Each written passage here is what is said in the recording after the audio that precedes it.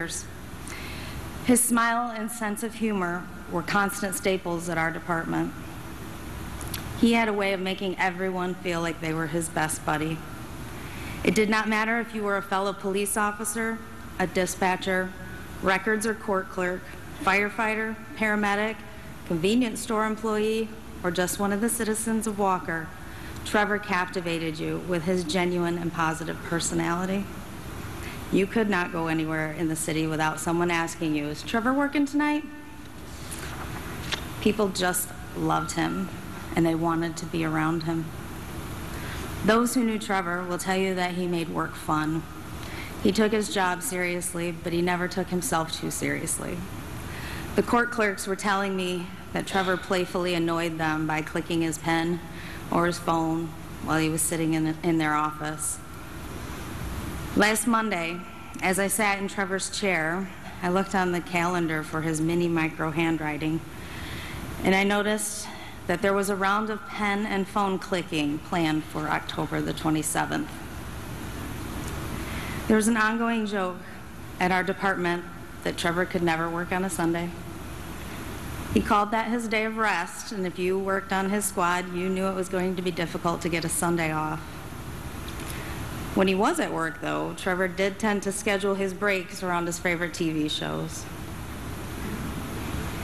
He never missed an episode of The Bachelor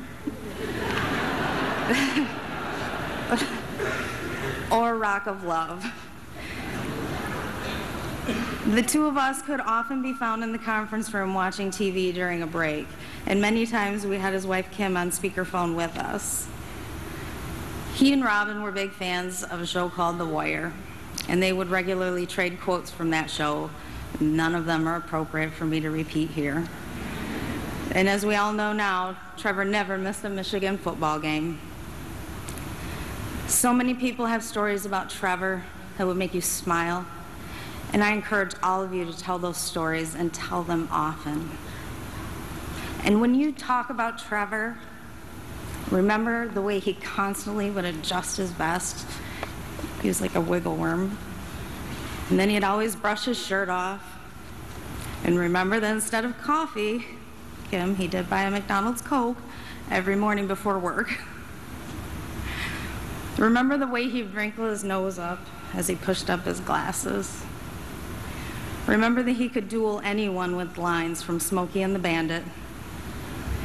Remember his smile and his positive attitude. And remember that Trevor is a hero. Trevor was a gift and a pure joy to be around.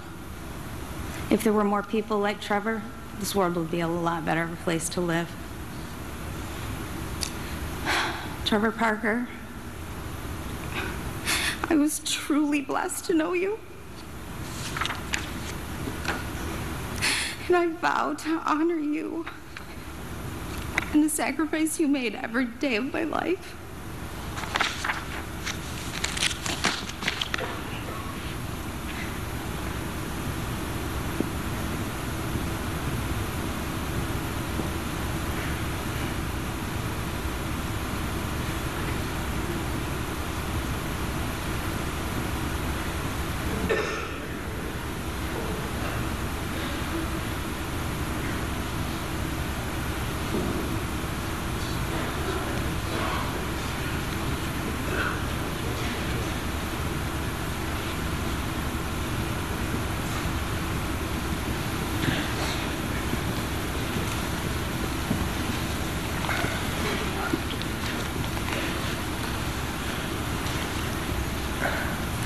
This is the group of friends we've hung out with since, some of us since kindergarten, some of us since middle school, since high school. This is our group. We hung tight through the years. Shane talked this morning about a 40-year friendship. Some of us have been fortunate and had a 25, 30. We've known him for a long time. He was a great friend to each of us. Growing up with Trevor was always interesting, to say the least. Early on, we spent a lot of our days playing sports, all kinds of sports. We played a lot of basketball together. Trevor and I formed a Macker team at Gus Macker in 8th grade. We called was West River Sports, and we played together every summer after that all the way through college. We traveled all over playing basketball, and that's something we loved to do.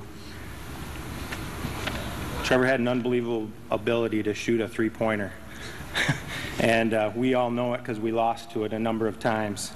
But he had the unbelievable ability to shoot that three or behind the arc. At a Macker tournament in Belding, 2 of our teammates ended up missing the first game. It was just Trevor and I, and we played anyways. And we ended up losing 26-24. But I can still remember the game, and I just kept getting rebounds and passing it to Trevor, and he kept burying threes. And the team we were playing was just hanging their head, and I still can see Erica was there and at that game. And that was definitely a great memory. Trevor was a hard worker, and he loved to compete in sports. He did not like to lose. Basketball wasn't our only source of fun. We did a lot of other things that we visited Erica for Little Sib Weekend at Central Michigan University each year. That definitely was a highlight. We had night games of fireball pinball in the Slot basement.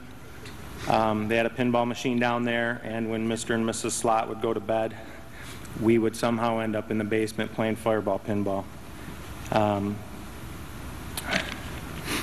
We cared a lot about the Dr. Slot's dental office, so we made special trips at night to make sure it was clean. And so we would stop into the dental office every now and then just to make sure that was clean and ready for the next day's business. We loved it when it rained in the fall because we played football on the old Veterans Facility on Monroe on the old turf field at the Veterans Facility. We had a nickname for Trevor. We called him Trevor Bender. And we played down there for hours in the pouring, freezing rain of the fall. We also, some of us were fortunate enough to have a moped when we were 15. We were mobile and agile, and we thought we were hostile, but we really weren't. Trevor didn't have a moped, but he kind of had 10 mopeds, and that he had a 10-speed he called the green machine. And Trev would hold on to our shoulders, and we would pull him as fast as we could on that everywhere we went. That might be where his Coke passion started, because we must have visited 7-Eleven for Slurpees 100 times that summer until we turned 16. Much has been said about Trevor's love of reading. He would read an entire book, only opening it slightly as to not bend the binding. And when he was done reading it, it looked brand new. I think Trevor also was an author. He wrote the book on how to be a good friend, how to be a loving husband, and a caring father. He was genuine and sincere and was always up for a good time. He was a great husband, and he was a very, very patient man. Sometime last year, Trevor and I were talking about how long it was going to take him before he could finally get to day shift on the road. He thought it looked like it'd be another 8 to 10 years. It happened much sooner and allowed Trevor to spend more quality time with his family, which was something he cherished. He absolutely adored his wife and his 2 little girls. Trevor Parker Slot has had an impact on many people. His loving way, extremely deep belly laughs, practical jokes, and terms of endearment that I can't repeat here in church will be greatly missed. I'm blessed to have had a friendship with a person like Trevor. His spirit will live on in all of us and all we do. We love him like a brother. Rest in peace, my friend.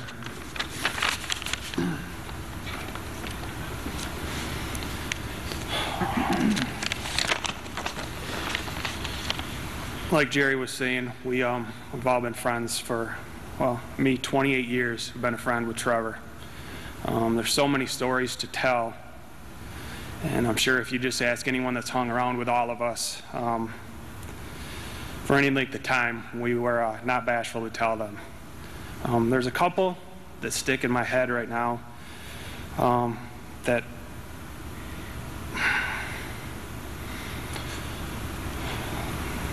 have similar items from the beginning of our friendship and the fortunate times I got to spend with Trev the last 3 months. The beginning of our friendship was, like Jerry said, playing basketball all the time in all of our driveways in D.W. Richardson. We picked that tradition up again this summer, spending every Thursday at Trevor's house, playing and jawing like we were 16 years old. The guy could fill it up behind the arc, and he let every one of us know about it every time he made it.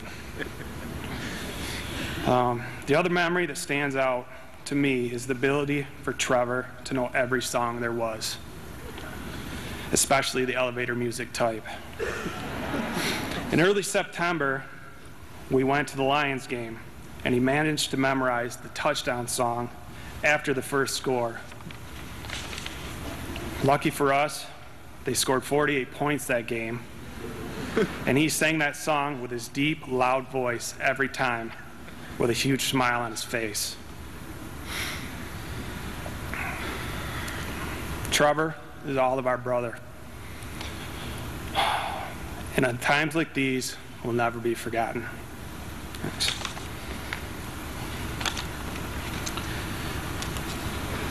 I think by now everybody knows how blessed we are to be a part of Trevor's life.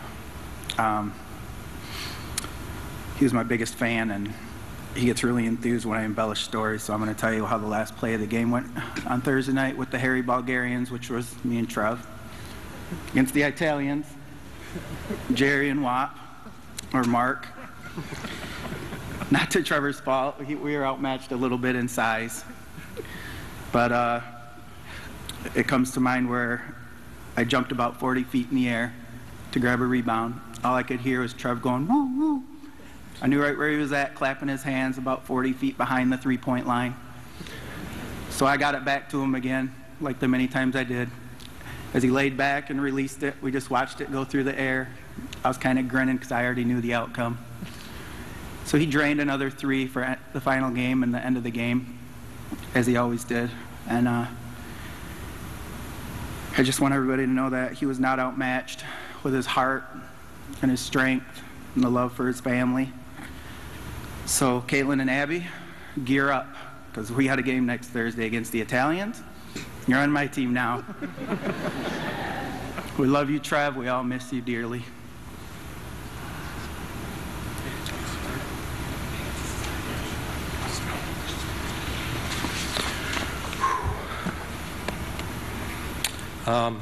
Good afternoon, everyone. I want to personally thank everyone here this afternoon for providing tremendous support and encouragement to the family during this time. I traveled in earlier this week, but believe me when I say that being able to pull up the tributes and the web pages and the newscasts and all on the internet over the weekend really allowed me to begin grieving 15 hours away and start to heal. Each and every time someone in here spoke or was quoted, they were spot on regarding Trevor. So it is incredibly reassuring that even though Trevor and I haven't been in the same physical location, too often in the last 17 plus years that he continued to impact people around him the same way he did for me for the first 20. I certainly know him well enough that he would just be blown away by all of this support. I was talking to Kim just the other day, and she said that one time in joking, Trevor had mentioned that if he were to die, that 5 people would show up for his funeral. Well, Kim, I think you forgot to put the K behind that 5 for thousands, and being broadcast on TV, I'm sure it's 50K plus. To all of us, this is clearly just the right thing to do, but to him, he never ever would have expected something like this. But one thing I am certain of, and very, very certain of, he is looking down from above, and he's saying, of course, with that deep baritone voice of his, wow, this is cool. Right there is the essence of Trevor as a husband, as a father, as a brother, as an officer, and as a great, great friend. He was never flashy, he was never flamboyant, and always humble. He wasn't outspoken, except when cheering your name at a sporting event, and as everybody else has alluded to, except when he was cheering for the Wolverines.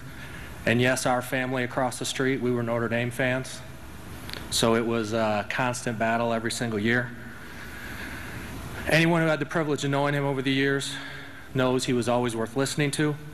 If there wasn't a problem to be solved, Trevor was always there to provide just that simple word of encouragement that, yep, really. Even if he wasn't interested, he was going to listen. He had those professor rimmed glasses, and he might as well have opened up an office and in big bold letters behind it say the doctor is listening.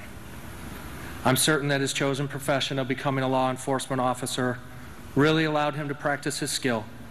But after taking time to reflect this past weekend, I just realized how supportive he really was, not only to me, but all of his close friends and family. So I did figure the best way to pay tribute to Trevor was to share a few stories from when we were younger. I did have about 50 written, but I tried to use a few, that I just lost it, so I'm going to try to take the high road and take some of the more lighthearted ones.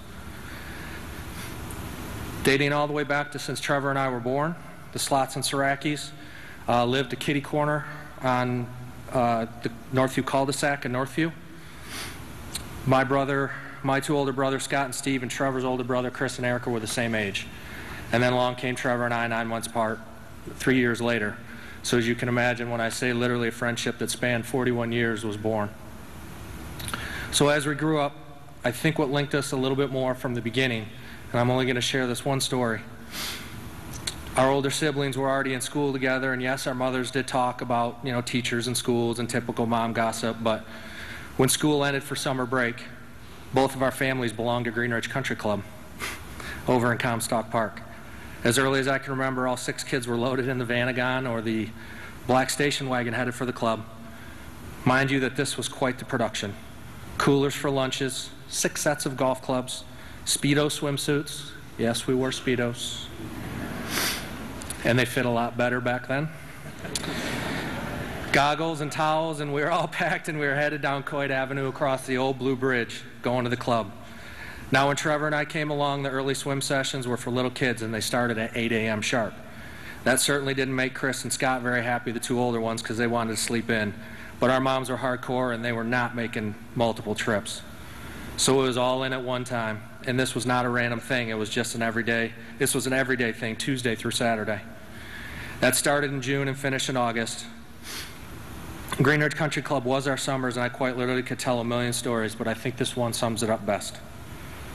After our first year on the swim team, we had a banquet to present trophies to all the participants and a few gag awards. So when Trevor and I burst on the club scene, we did everything together. Swim practice, golf, ping pong in the teen room, game of tennis, and best of all, the run of a humongous clubhouse. Now, that was supposed to be off limits for all the kids. We got in so much trouble for just pushing the limits to the brink of serious groundings, but we were so dang cute that no one ever really got mad at us. I'd bat the blue eyes, and Trevor had those long eyelashes, and all of the workers just seemed to melt, and we knew it. So at the banquet, one of the awards was an award for that child who lived at the club and was always around the pool. The award was called the Aqua Kanakwa Award, and Maud, who is affectionately known as Erica, Trevor's sister, the swim pro at the time, his name was Dan McGinnis. And the Aqua Kanakwa Award, as they went to give it out, I can bet you can only imagine who won that award.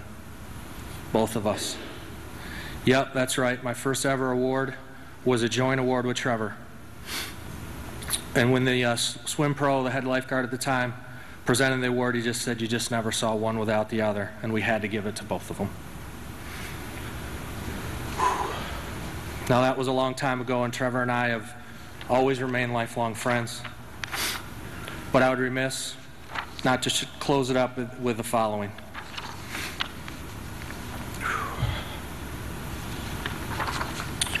We have all really, truly relished all of the tributes from everyone this past week. And I am here to just reinforce what everybody else has said.